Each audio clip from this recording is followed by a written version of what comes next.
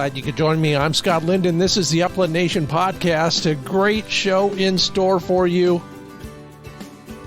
Yeah, just about anything you want to know about versatile hunting dogs. We've got Ruth Weiss with us. You may not recognize her name, but if you test in the NAVHDA system, she's probably seen your dog in action.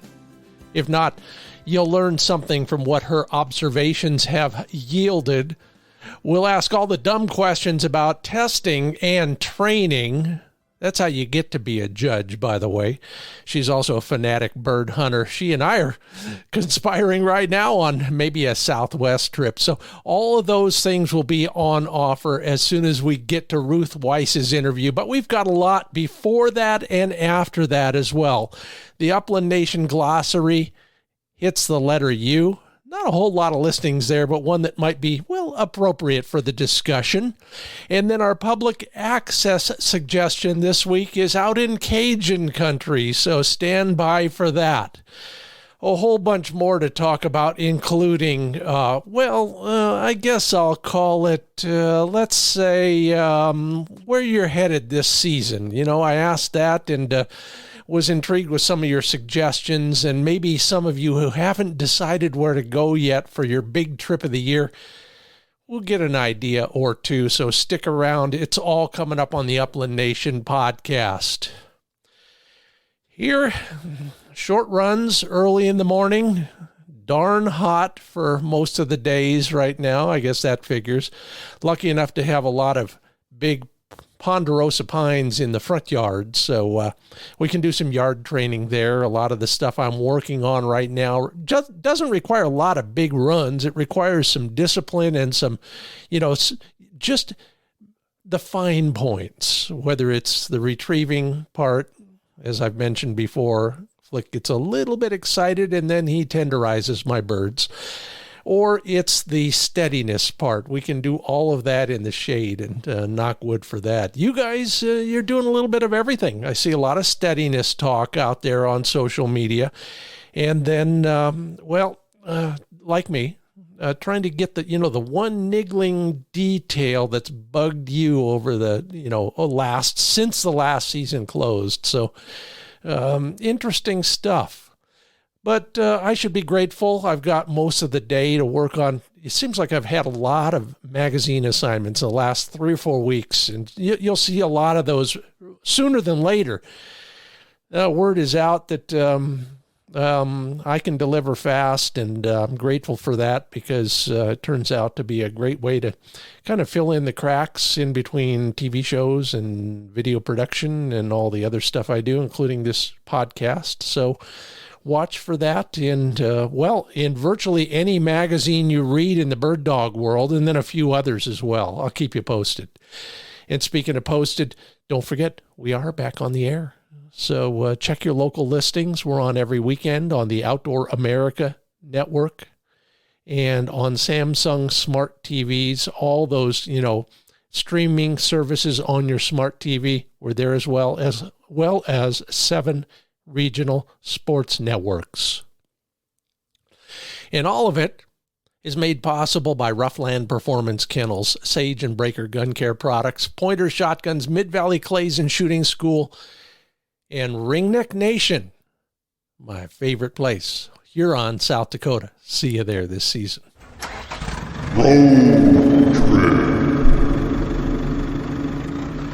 Well, thanks to my good friend Cletus Bianchi, who made a mission out of hunting in every state in the Union with his French Brittany a few years back. He shares this one with us. If we are looking for something to do as the season wanes and things start getting cold wherever you'd like to go, check out Louisiana. Yeah, it wasn't too long ago when I figured out that the woodcock population that's up north when you're chasing them in October goes south for the winter to Louisiana in large part. One of the best places to chase woodcock in Louisiana is the Sherburne National Wildlife Area. It's not the Great North Woods. You got to watch out for gators. But for that late upland hunt, when you'd rather be there than shoveling snow, not a bad idea. The Sherburne National Wildlife Area. Moist soil, thick multi-generational cover, right out of a textbook. Your best information source is the Wildlife and Fisheries Office in Opelousas, Louisiana. They monitor the bird movement, and they'll have some advice for you on when to come and where to go. About 25 miles west of Baton Rouge, the Sherbourne National Wildlife Area.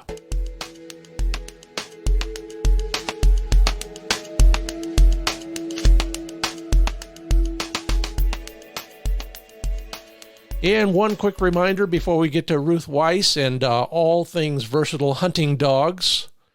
Visit us at FurFeathersFriends.com and find out how you can win a prize just for taking a friend hunting.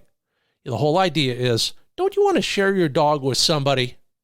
Well, somebody who maybe hasn't hunted for a while is your first choice. Do that, and you might win yourself a prize at FurFeathersFriends.com. And when you're going, maybe you let them borrow your pointer shotgun. Learn more at legacysports.com/pointer. They are a work of art at a price that's a thing of beauty. If you're looking for an entry-level gun, say for a younger shooter, well, they have youth guns that are sized just right. And by size, I don't mean just the buttstock is the right length of pull. I mean, the barrel is the right length to balance the buttstock. So swinging that gun is as natural and organic for them as it is for you with your full-sized gun. Take a look at all the youth shotguns at legacysports.com/pointer.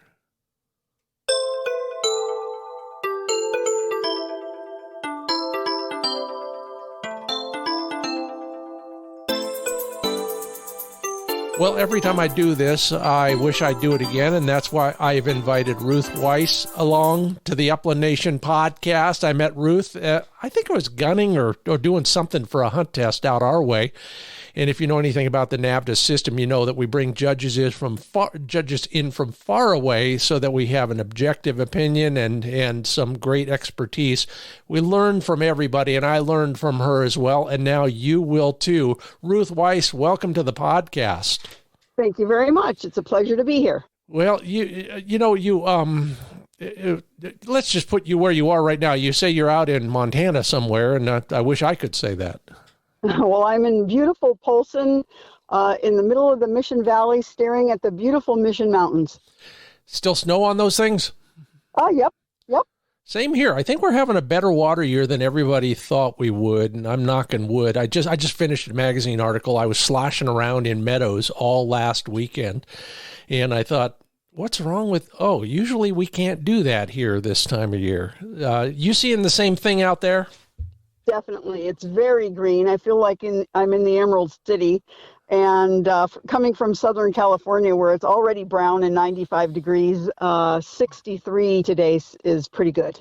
Yeah, I'm even more jealous now. But all work and no dogs makes a very dull person of any gender. You're big in the NAVHDA world. You've been judging for quite a while. What else give us more of your backstory in the hunting dog and NAVHDA world? Well, hunting dogs, I never hunted or even shot a gun until I met my husband about 30 years ago. And he was a hunter, and he left me at home when he would go to dove opener every year for about 3 years. And finally I was like, well, what do you guys do out there? And I went, and one thing led to another, and here I am. I love it. 11 poodle pointers later. We all take a winding road to wherever we end up. Mine was much like yours, later in life, if you will. Mm-hmm. What finally caused the change? You went to a dove hunt and did something just click? I liked the camaraderie. I liked the satisfaction of doing something, shooting a bird and hitting something, and and then we moved on to getting a bird dog, and that was really the thing that hooked me, was getting the bird dog. I opted out of the men's dove shoot after a few years, and moved on to the bird dog things, because 113 degrees on September 1st in Yuma is not much fun for a dog. Yeah, I can imagine so. And if you're like me with more than a little bit of ADHD, sitting still that long would drive me nuts. I love chasing pointing dogs. I think that's deep down why. You hit on something that really, I never thought about this. I took a lesson from a guy once, and he said, you know why you feel so good when you finally knock something out of the sky? Because back in the day when we were still cave dwellers, you threw a rock up there and hit the pterodactyl. You knew your tribe would eat that night. True. So tell us about the dog situation at your house these days. Our house happens to be a trailer for the last 3 years, wherever it's parked. And we seem to have broken down our year into about half the time in San Diego area and half the time in Montana. We always take the month of December for the last few years and hunt quail in Arizona, specifically Mearns quail. However, the bird numbers haven't been great, so we kind of branched out last year and chase some scalies and gambles. I'm a little jealous because that is a trip I have tried to make over and over again and never quite done it. I don't want you to give me the latitude and longitude, but are you way down south? Yeah, we're in Sonoyta, Patagonia, down in that area. Love it. Sonoyta has a soft spot in my heart. I'll bore you with that story some other time. Wonderful. But never been hunting out. Wasn't a hunter the last time I was there, but that was how long ago. What is the appeal to, especially to Mearns? Because I know you put that first on the list, and a lot of people do. It's one of those bucket list birds. What is it about Mearns quail?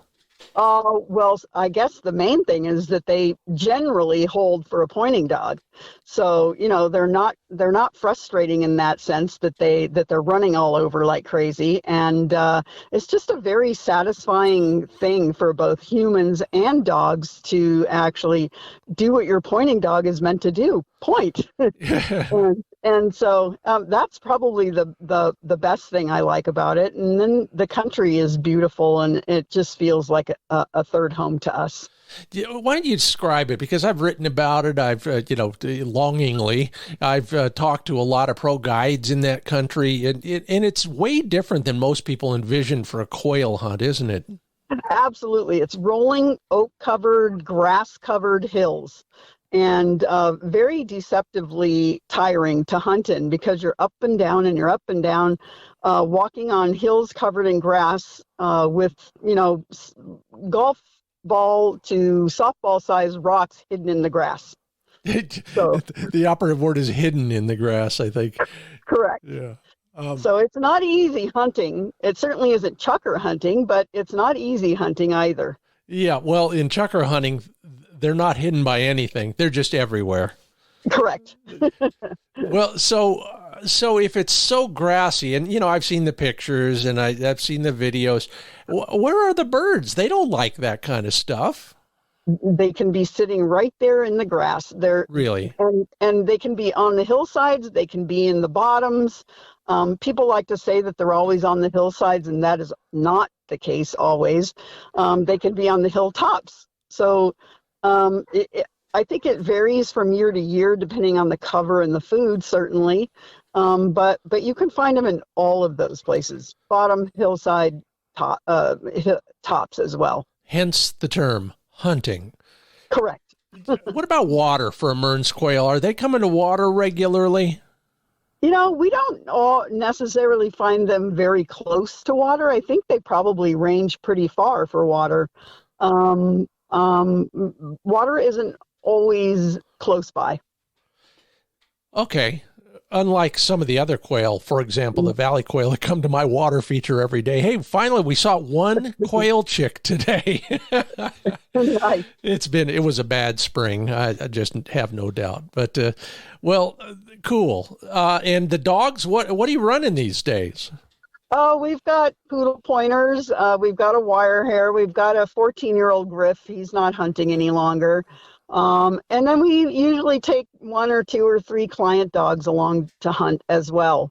Usually they're owners who know that they aren't going to get to hunt that season very much, or they have a very young dog that they want to get exposed to birds, and they don't want to do the legwork, so to speak. So Yeah. they'll send them along for the month. So you're professionally training a little bit, or maybe a lot, now that I think about it. I mean, you're talking about a few client dogs plus 3 or 4 of your own, all ugly dogs. Yep. What is the biggest challenge you face taking a client dog on a hunt like that? Is it simply the lack of bird contact they've had, or is it something else? Yeah, typically the lack of bird contact due to the owner's time constraints. Yeah. Life happens, and people have jobs, and people have babies, and people die, and dogs die, and whatever, and a lot of people just want to get their dog out. They just can't do it themselves sometimes. Jobs, babies, nope, not on the list. I should have more dogs. So when you're introducing less experienced dogs, whether it's on Mearns or down your way, maybe Gamble's in San Diego metro area, what is the most important aspect of that from a handler standpoint? How do you deal with that? Oh, typically we'll split the time between hunting the dog alone, so that they can get that bond with the hunter and the dog alone, and then we'll put them on the ground with one of our experienced dogs, and they seem to get a balance of being alone and then learning to work with another dog, and dogs certainly learn from other dogs, especially good ones. So that's our approach pretty much. It's funny, in the day, that's what everybody used to say. I'm just going to put him down with my old guy and he'll teach him all the ropes. But it's not as simple as that, is it? I mean, what do you think a young dog is picking up from an older dog? Well, if you have respectful dogs, so the old dog needs to respect the younger one just as much as the younger one needs to respect the older one. Yeah. So it certainly is a dance to get them to work together sometimes, but I think it's invaluable. When you say respectful, I think I know what you mean, but explain that for us just so that I'm not presuming something. Well, the old dog needs to respect the young dog in the fact that, sometimes they need to make the retrieve, or, let them come in and point as well. And just to share the experience and not just do it all and let the young pup experience all of the facets of what goes on during the day. Can you manage that somehow? Do you do that? I mean, like, for example, when I hunt with my best buddy, he's got a Labrador, and I love the guy. He's a great old guy. Buster's going on 11, I think, but we spread out. So we are not hunting together, but we're hunting together because Buster's going to come in and do what he does. Bust the birds. Yeah. How do you handle the two together? Is there something you do with the older dog or the younger dog to make sure it's going to be a little bit more smooth? Well, Greg and I each hunt with a dog typically, and when we're taking out an older dog and the young pup, one of us handles the older dog and the other one handles the pup. And, we're not going to put the pup with the selfish self-hunter dog. We're going to put him with the one who allows the younger dog to come. Yeah. And Greg and I hunt together with a separate dog. And so, I don't know, we just do it.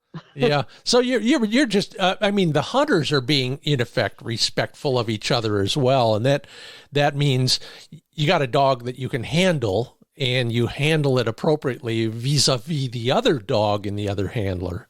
Correct. Yeah. Correct. We've been doing it long enough. We can just look at each other, and I know to come around or take the other dog off, and vice versa. I love it. Well, what is the one thing you learned last year during hunting season that we haven't, that we just want to take it from you instead of actually doing all the hard work?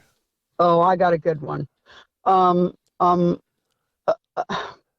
when we went to a spot where there had historically been birds in the past and they weren't there, and we kind of like shrugged our shoulders, oh well, they're not here this year. And then we went into the next cut a couple of days later, and voila, there's the birds. So don't always naturally assume that they're not there somewhere. They may not be exactly where you think they are, but expand and look for them in a little bit bigger space. Yeah, I love it. And I'm hearing that more and more. And we'll get to the why in a moment. Let me remind everybody you're listening to the Upland Nation podcast. I'm Scott Linden, asking the dumb questions. The smart answers are coming from NAVHDA judge, avid bird hunter, Ruth Weiss. Ruth, where did they go? Well, they moved to where the cover was. Cover. The new cover. Yeah. So an area had been burned, okay, and it had new cover, and that's where they were, in the new cover. You're absolutely right. I have lived that. I'll never forget a place, probably the second place I ever hunted chukars. Lush, creek bottom, incredible cover all the way up to the top, found birds at every elevation the whole way. Tragically, 10 years later, burned to the ground, except for that green band about 10 foot wide on each side of the creek, which was a miracle. And sure enough, I thought, what the heck? And I went up that thing, and I went down that thing, and on the way back down that thing, not on the way up, on the way back down, 2 coveys flew. I actually shot some. I can prove it too. I got pictures on this one, everybody. But they do. They move way more than we think, don't they? It seems to be. Yep. Well, someday maybe I'll be, lucky enough to get down there, and maybe I'll run into you down there as well. It's on the short list, but beyond the Southwest quail, if you're out and about, whether it's Polson, Montana, or you're judging here and judging there, you see other places that are pretty great too. Do you ever get out beyond those? Oh, we did. We did last year. We spent the month of October over in Columbus, Montana. It's about an hour west of Billings. And so we had the chance to stay with friends over there, and they were working, so they couldn't go hunt with us, but they would drop us a pin every morning. And and their phone number is what? and we would go find birds. However, our dogs are quail hunters, right? I mean, we hunt quail. And so they didn't know what Sharpies or Huns or pheasants were, because we don't hunt those birds. And it took us most of the month to figure out the birds. And probably the last week we were just getting it dialed in, and we had to leave, of course.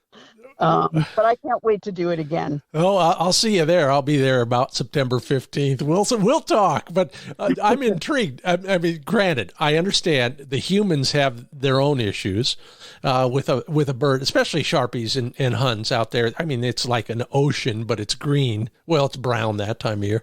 But what about the dogs? Do you really think they need to figure it out? And if they do, what do you mean by that?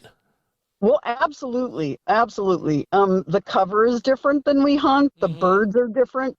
And, where we were hunting, we could run into any of those 3 birds everywhere we went. So they were having to figure out 3 new bird behaviors and habitat. And we're trying to figure out the habitat as well. So we found birds all the time. Sometimes we got close, sometimes we didn't. Sometimes the dogs got close and we didn't.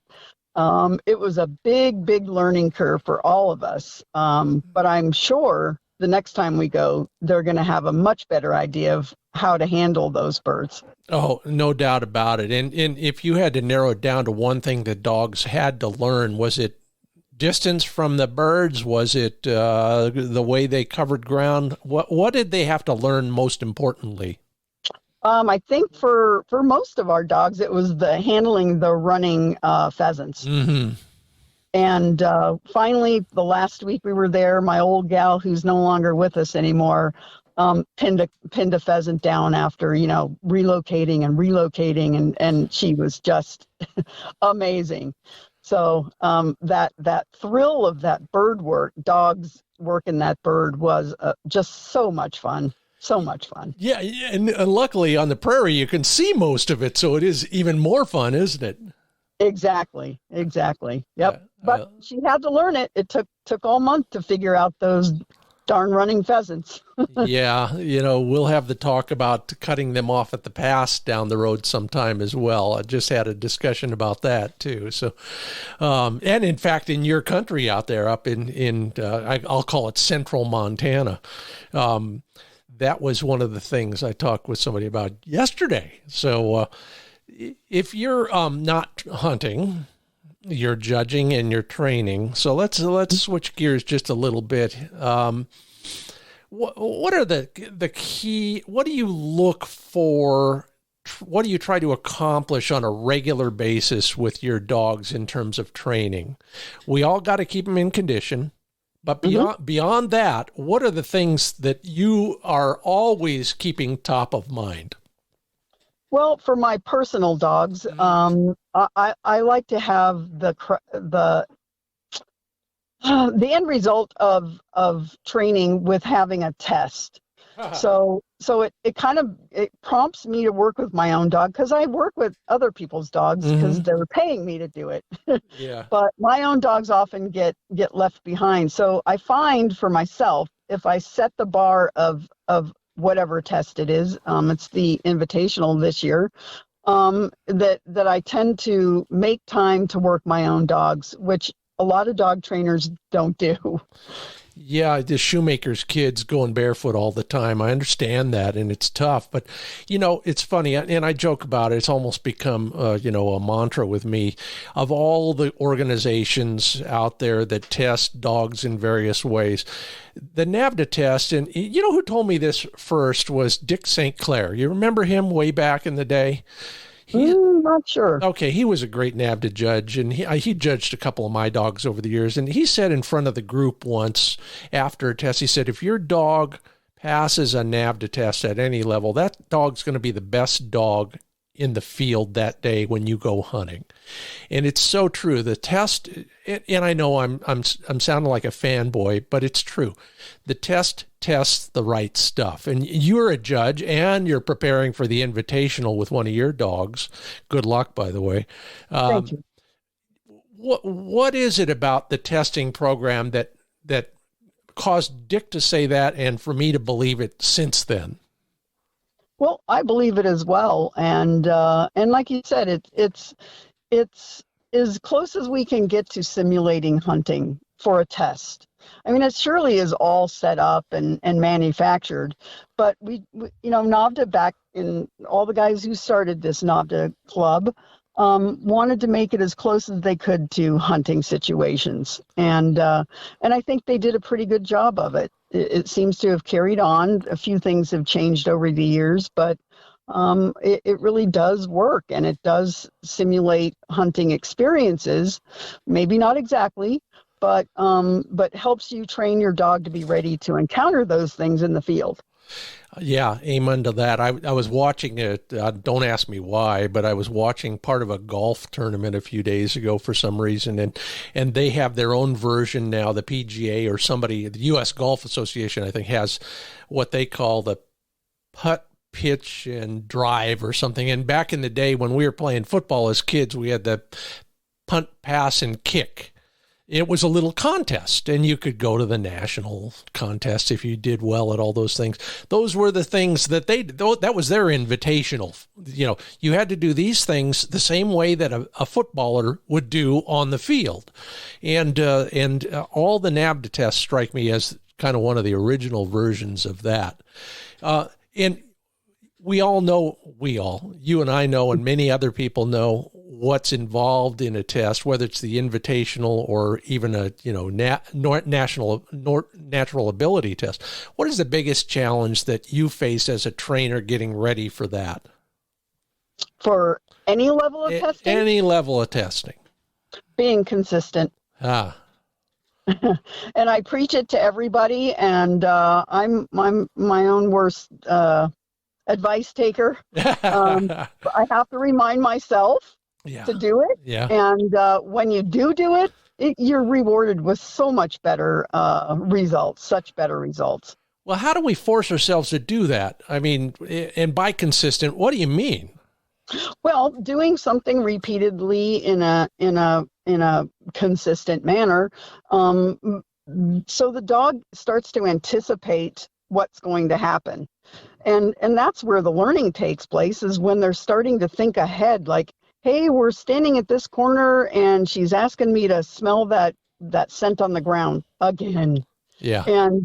And so they can know what's going to happen, and making it repeatable. Yeah. So I want to say routine. Right. So they're getting cues from you, maybe some that you don't even know you're giving. You ever see that happen? I mean, I joke about it sometimes. I have to get dressed in the walk-in closet because if my dog sees me lacing up a pair of boots, he thinks he gets to go hunting. Yes. And I tell that to people all the time. You don't have to talk to your dog. Your body language is talking to your dog way before you say the words, let's go for a walk, or it's time to eat, or whatever. Yeah. I used to hang my whistle on a hook next to the door so that I'd put it on and then we'd go for a run. The moment he hears the jingle of the whistle lanyard, yep, he's off and running, almost literally. Correct. Yep. So we got to be careful about that because it cuts both ways, doesn't it? Exactly. I catch myself doing things with my hands. Just this morning, I did something with my hands. My dog thought, okay, now that means he's going to put my collar on. Yes. Right. Yep. If you touch him in a certain way or approach him in a certain way. Yep. Yeah. Well, we will continue more about dog psychology and hunting, of course, and then testing and training. It's all part of the Upland Nation podcast. Ruth, you get a moment to relax while I make a little money around here. We'll also cover the Upland Nation Glossary. We're to the letter U, and it'll be appropriate. And we'll also talk about where you're going and how far in advance you plan your big trip of the year. After a couple brief announcements, we are only made possible thanks to the strong support of people like sageandbreaker.com. Always free shipping on every bit of gun care stuff they sell, and they sell some of the stuff is heirloom quality stuff. You'll be handing it down, the gun cleaning mat, for example, or their new shotgun case. And on top of all of that, now is a good time to stock up on what we used to call in the TV business consumables. Their CLP, Clean, Lube, and Protect. Just spray it on and wipe it in, and your gun is safe for the next day. Firearms grease for all the really high friction areas on your gun, say in the chopper lump. And finally, the bore cleaning kit. One pull, and your shotgun is ready to go the next day. And speaking of ready to go, RuffLandKennels.com is where you get your dog ready to go with you. You know, more dogs ride in a RuffLand kennel than any other performance kennel.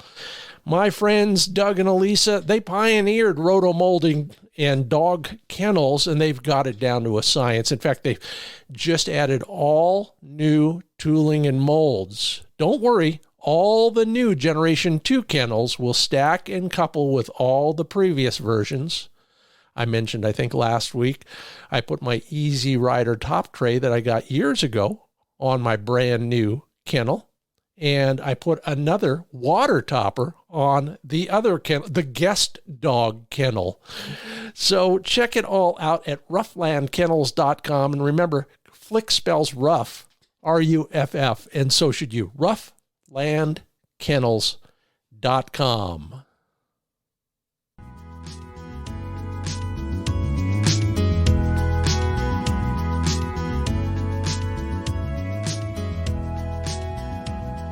Ruth Weiss, did I scare you off, or are you still there? I'm still here. Fantastic. I'm enjoying the hell out of this. I hope you don't mind my having so much fun on your account. Well, I'm having fun as well. Good. So you got a dog with you at the moment? I'm sitting in my truck in the front yard of my friend's place in Polson with Wookie on the passenger seat, Bitsy and Cash in the back seat. Tell them they're good dogs. They are good dogs. So which is which? I'm going to guess Wookie is a poodle pointer. A Wookie is actually a Lhasa Apso something mixed. Wait a minute. All right, editor, cut that part out. Okay. No, I get it. You're right. They do have more of that look, don't they? And then Bitsy is the poodle pointer 11, and Cash is the 14-year-old Griffon. I love it. Gray around the muzzle. I mean, more gray than he started out. Yeah, more gray. More, let's call it white. White. Yeah, you're right. No, it's always, I don't know. I guess I'll say it's always sad when you see your dog's first white hairs on their muzzle, isn't it? Well, it's just the progression. Yeah. It's just part of it. Luckily, Flick's not there yet, but my buddy Tom's wire hair is getting that now. All brown face except for a few whiskers now that are turning white. And yeah, she's only 6. Go figure. And I told him not to worry, but he's already shopping for a new puppy. Excellent. So, client dogs. You're a pro trainer. Somebody brings you a dog. They sadly walk away and then get in their car and cross their fingers to hope you can work some magic with them. What are they, whether they voice it or not, what is the most important thing they want you to help them with? Well, I think most people want their dogs socialized, and then they want a dog that will, socialize in a way that they can just handle anything that comes along. And certainly by hanging out with us and being on the road and going different places, they learn to do that. They're pretty bomb-proof in that regard. And then they want them to hunt, of course. And I really like to, I get the most satisfaction of working with young pups. So I like to take the youngsters and sort of mold them and expose them to all that stuff and get people that first year dog that you can take hunting. It's not going to be perfect. They're not going to do everything right yet, but they can go hunting and do it confidently. Let's go back to the first part of that, because I've been guilty of massive transgressions in the socialization part of some of my dogs. I remember looking back on one dog and realizing I'd just started a business, and that dog had spent the first 2 years of his life basically curled up under my desk. Mm-hmm. What are some of the most important things we can do to get a dog socialized, whether it's a young dog or maybe even a more mature dog? Is it just put them in the truck with you, or do we go to Kmart or do we go to McDonald's? Well, we always use Home Depot. Up here in Montana, it's Murdoch's. Wherever dogs are allowed to be. But I think more importantly, it's being with other dogs, so that they learn how to speak dog language, because so that they're not just around people. And COVID really messed things up for people. Yeah. It limited people's ability to take their dog out and about. But a balance between spending time with people, because you need to build that partnership and that bond between dog and people, but also just as important is learning to learn dog language and hang out with other dogs. Do you orchestrate that? I'm thinking worst nightmare ever is some of the dog park incidents I've heard about, but are there right ways to introduce other dogs? Well, again, I'm lucky. I own a pack of dogs.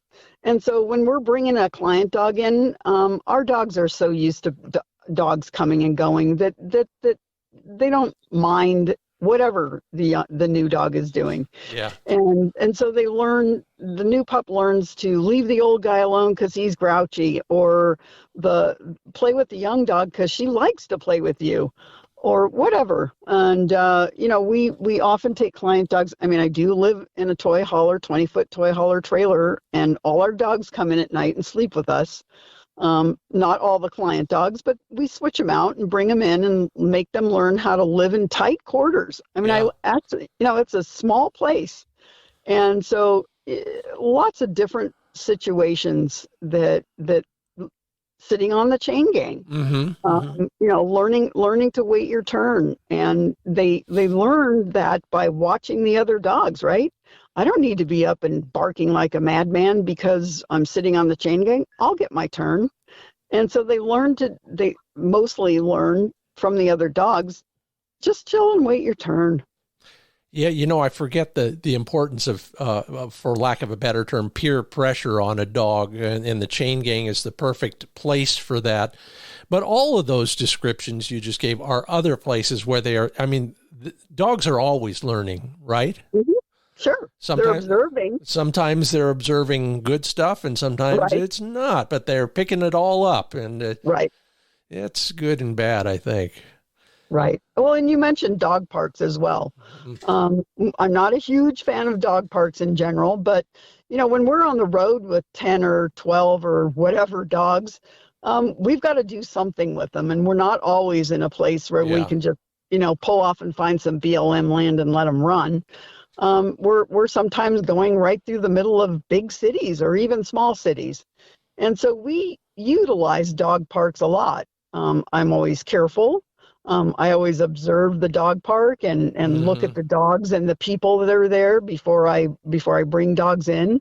And, I certainly don't go take over the dog park and let my 10 dogs loose. that would be a Saturday Night Live sketch, by the way. Well, unless it's empty. I mean, I've done it if it's empty. Yeah. But yeah, we just, and that's another great way for dogs to learn dog language and get along with other dogs that may or may not be mannerly.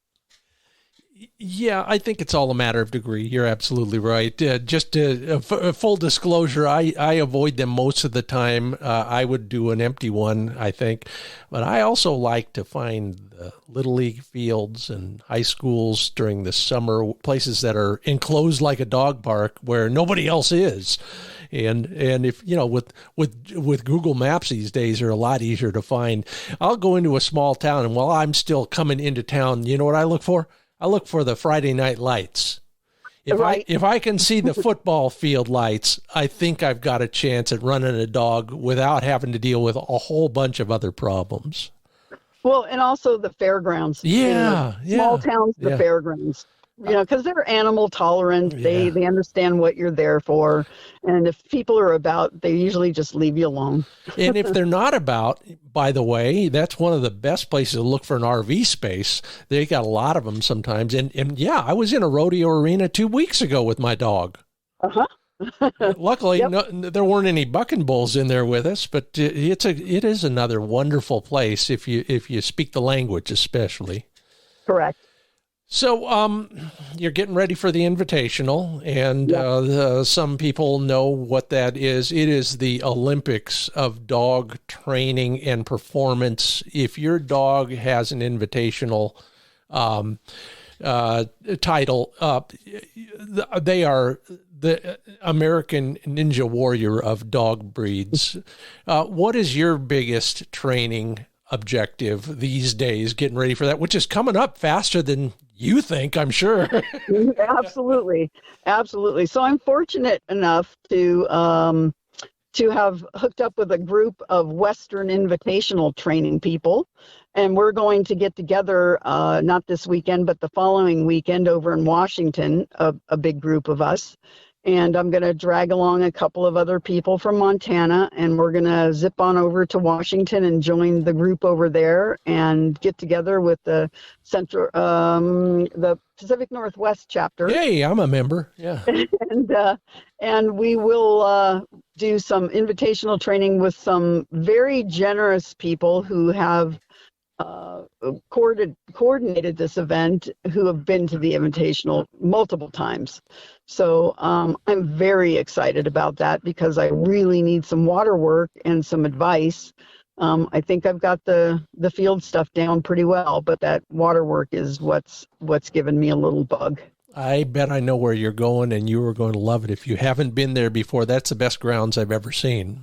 Yeah, it looks like it. Yeah, it is. And this year, I think they'll have plenty of water. There's been a year or two when, the utility water hasn't been near as deep as it should be, but I don't think that's going to be a problem. Well, yeah, you mentioned, you just hit on the thing that, pardon me, is the biggest challenge for most people. And hey, I live in the desert. I feel your pain, everybody. Finding good water to train your dog. That seems to be everybody's issue, especially when it comes to, say, a NAVHDA test. But just in general, water work is something a lot of bird dog people, and bird dog in the southern sense of the term, don't get enough of. Is there anything you can help clue us into, whether it's finding good water or it's just how to introduce a dog to water? Well, finding good water is, I think, a lot to do with networking, because there's water around. The retriever guys are using water. And there's always a retriever club in just about every city. So making friends with those guys, they've got open water. They aren't going to have much duck search water, but, making friends with those guys sometimes pays off. Google Earth is your friend. Yeah, absolutely. You're precisely right. I've used both of those, and they have paid off. And it's funny. I'll go to water and find the retriever club already there sometimes. Absolutely. Oh my. Your water challenge is more complicated than everybody else's. Tell us what you're going to have to do at the Invitational. Well, I've got a double mark retrieve, which the retriever guys can help me with. Yeah. And I'm really good. He's really good on land, so I just need to add in the water component. Mm-hmm. And then I have a 100-yard blind retrieve to do, and we're at about 60 yards. So he's doing really well. I just need that 100-yard water or 150-yard water to train beyond the test, right? Yeah. So that's where I'm running into my issue. I've got a little pond here on the property that's maybe 40 yards the most. Mm-hmm.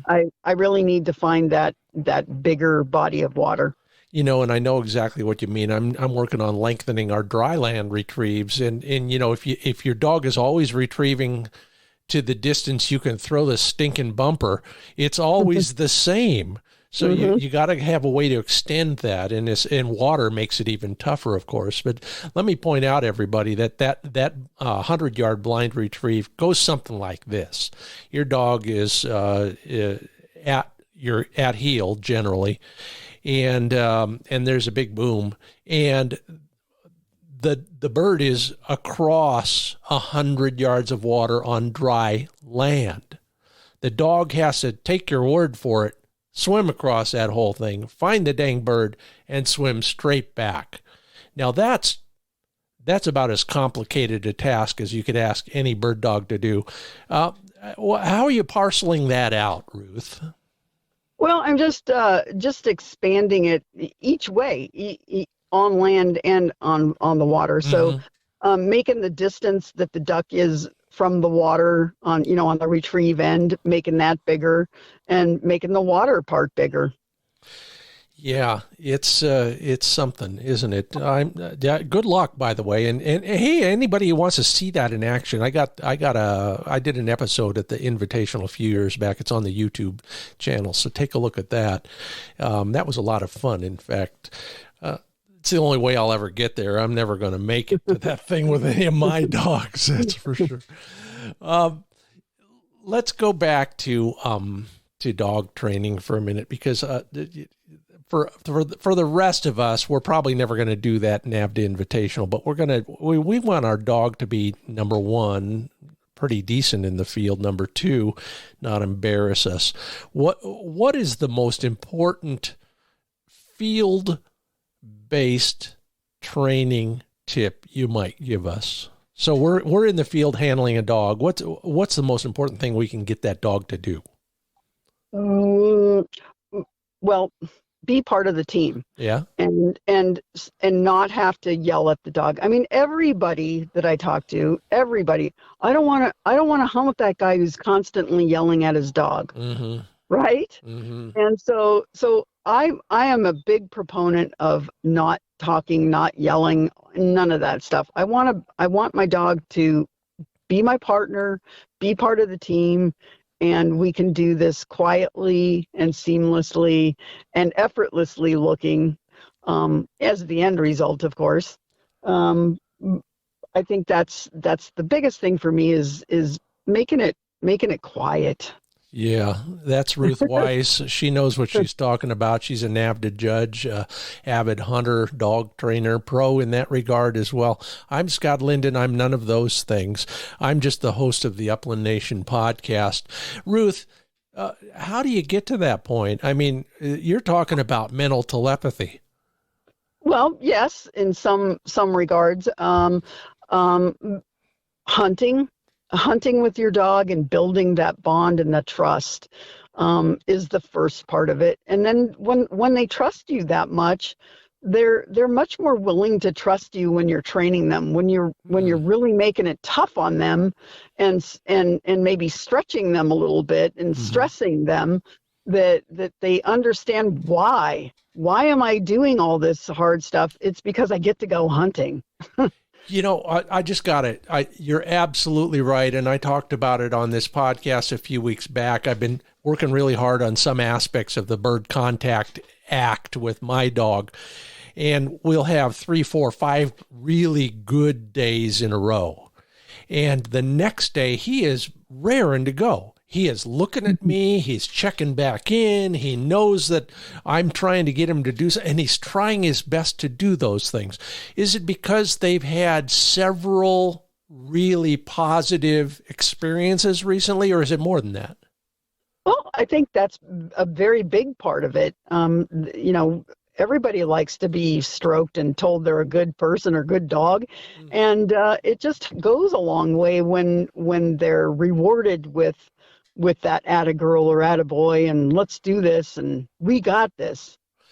You know, I used to ask on the TV show quite often. I'd ask a pro trainer, all right, there's praise and there's correction, for lack of a better term.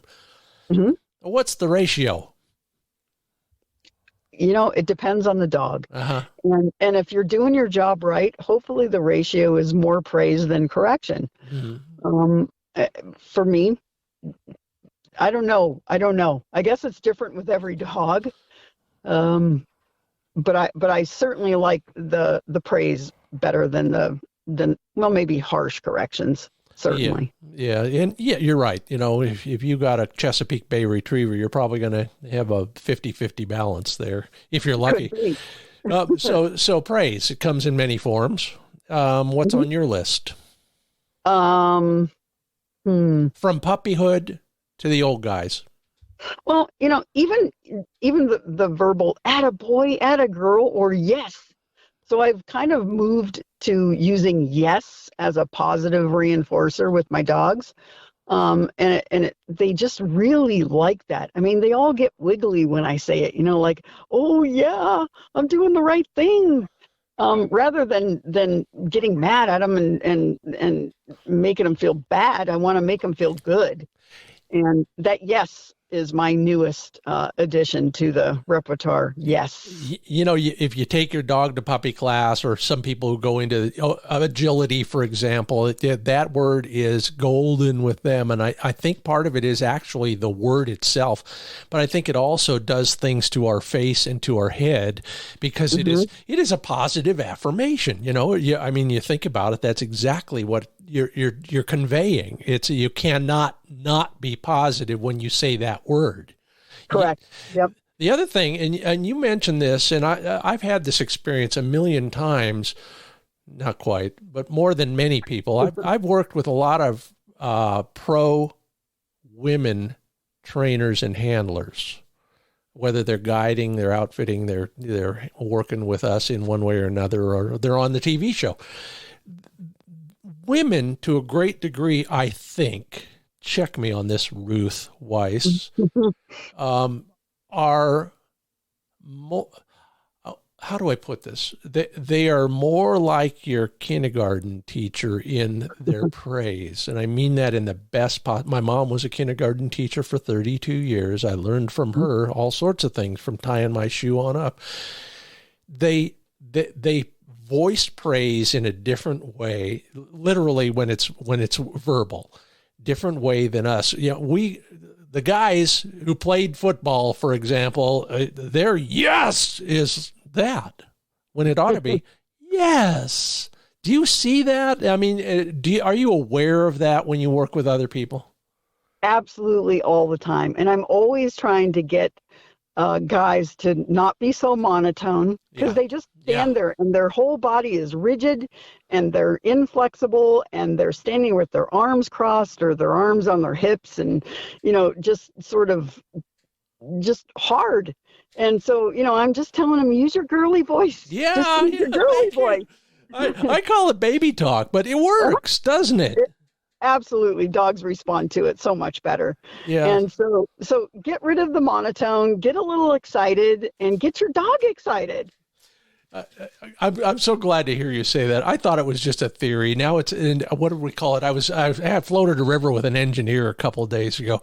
It's a working hypothesis now. Excellent.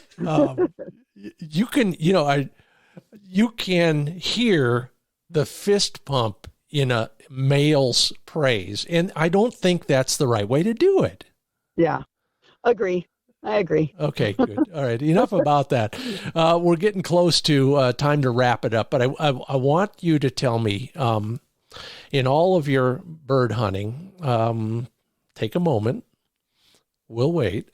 Mm-hmm. Best hunt ever.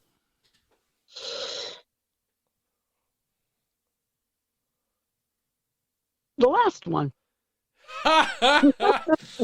Ruth Weiss, philosopher extraordinaire. Okay, why? Well, this is the easiest one to remember. Yeah. Okay. Let's not go down that path. And it's the freshest in your mind. Yeah. But yeah, it's just very bright and shiny, right? Yeah. Does it matter what happened on that hunt, or is it just the gestalt? All of it. Yeah. Yep. All of it. Yep.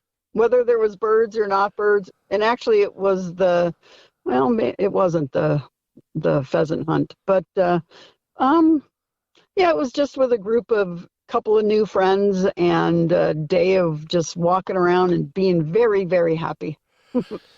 It sounds like the weather cooperated too, though. Definitely.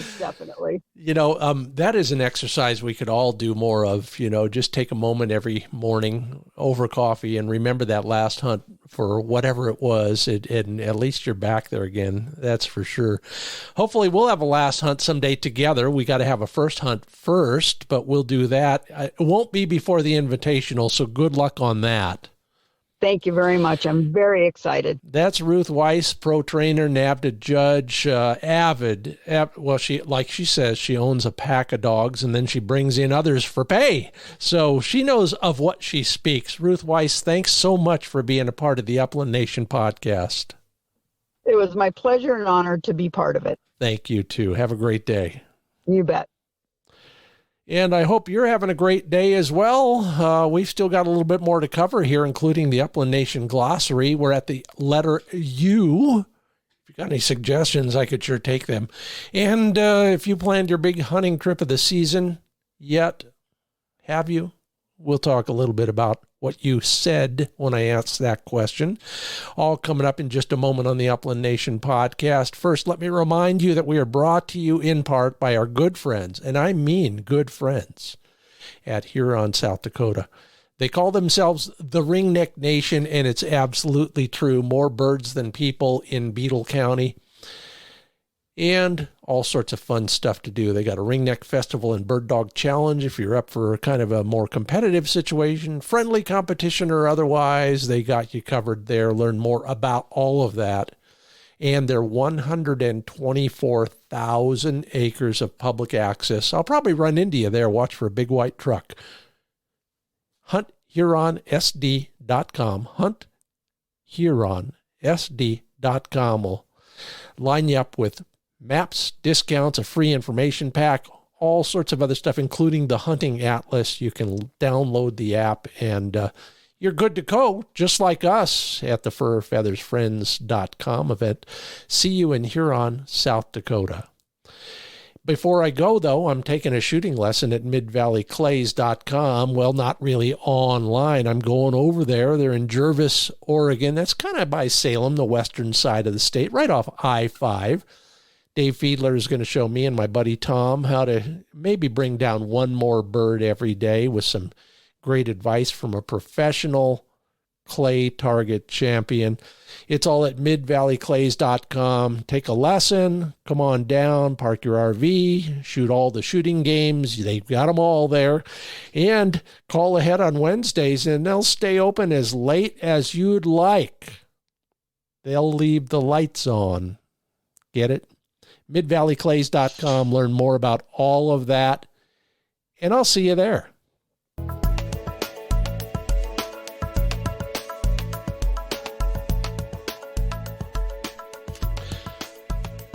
We're up to the letter U in the Upland Nation Glossary, and apropos of our lovely guest, Ruth Weiss, a NAVHDA term, UPT.